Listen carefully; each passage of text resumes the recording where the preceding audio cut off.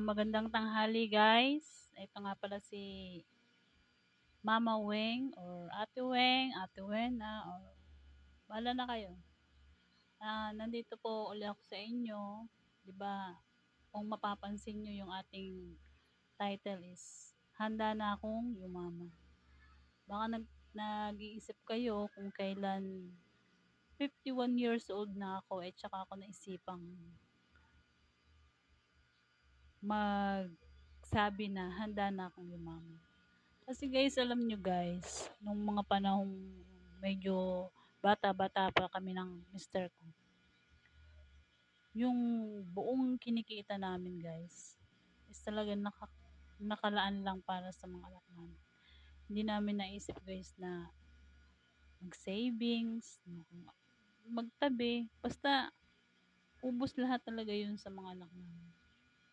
Para mapag-aral namin sila ng college. So ngayon napag-isip-isip ko, 51 na ako, yung asawa ko is 54. So, siguro panahon na para kami naman, harapin na naman namin yung magiging kinabukasan namin. Kasi yung mga anak namin, for sure, pagdating ng panahon, meron na silang bala. Naibigay na namin yung dapat na ibigay namin sa kanila. So, bahala na ngayon silang pagyamanin kung ano yung naibigay namin sa kanila. So, ngayon, ang harapin namin mag-asawa is magsi-savings kami. Try namin mag-savings para in the future, hindi na kayo makadisturbo sa kanila. So, ang gagawin kong pagsi-savings is sa kinikita naming mag-asawa ay magsi-savings ako doon ng at least kahit 20% dun sa kinikita namin. May tabi ko yung 20% para yun sa kinabukasan namin pag-asawa, sa pagtanda ba namin para sa future na pagdating ng future, hindi naman problema yung mga anak namin. Pamilya na lang nila yung iintindihin nila. So, ganun na nga ang gagawin ko. Sabi nga dun sa pinapanood ko na si Mr. Chinkitan. And guys, mahilig ako manood sa mga ganun, mga YouTuber. Si Boss RDR, RDR yata yan, Antonio RDR. Anthony or Antonio, lagi ko silang pinapanood. Nakikinig ako sa mga discussion. Sabi nga ni Mr. Chinkitan, ang pinanganakang mahirap ay hindi mo kasalanan. Pero ang mamatay kang mahirap, kasalanan mo. So yun, tumatak sa aking isipan na, oo nga, kasi choice mo yun eh. Diba? Choice mo yun na maging mahirap or maging mayaman. Yung sa akin lang is, nagkamali ako hindi naman sa nagkamali. Hindi ko lang siguro napagtuunan ng pansin. Kasi, alam mo naman noon, wala naman kami mga cellphone. So, ngayon na lang naman to, nagkaroon kami ng cellphone, nakakapanood na ako sa YouTube.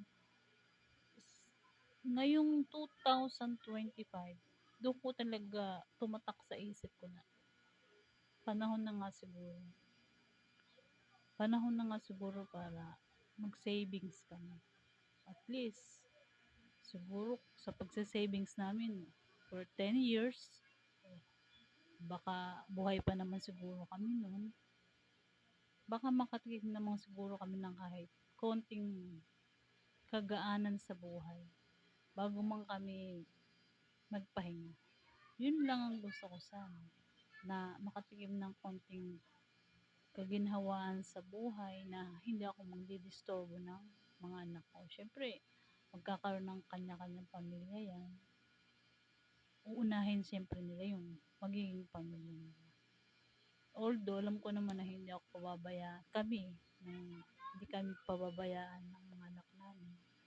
Pero, inilalagay ko na rin sa isip ko na kung may magagawa ako na mas mapapagaan, gagawin.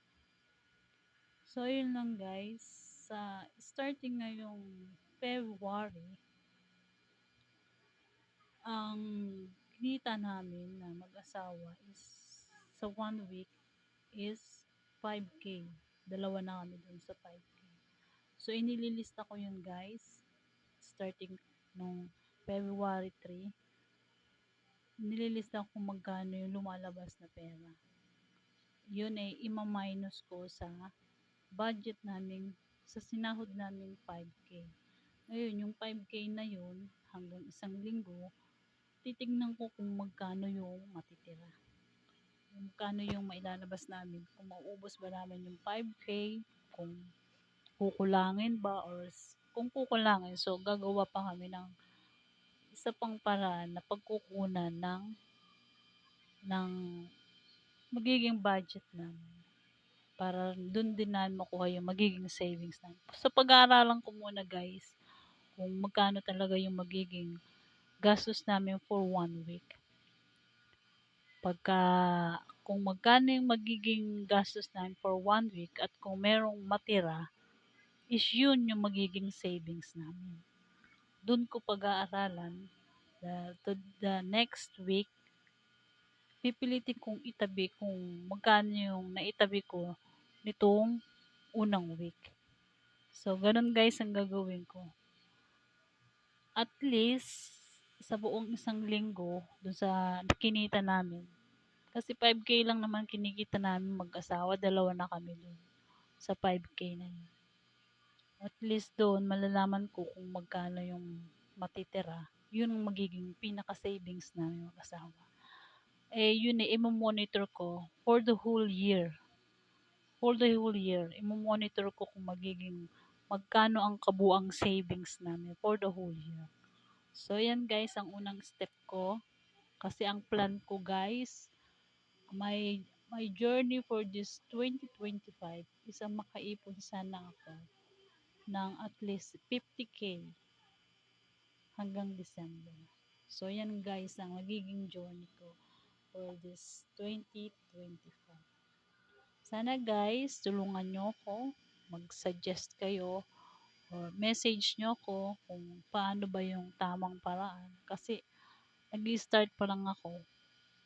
Wala akong knowledge, wala akong alam guys. So, bastang nasa mindset ko lang is, handa na akong yumaman. Samahan niyo ako guys for this journey. Thank you!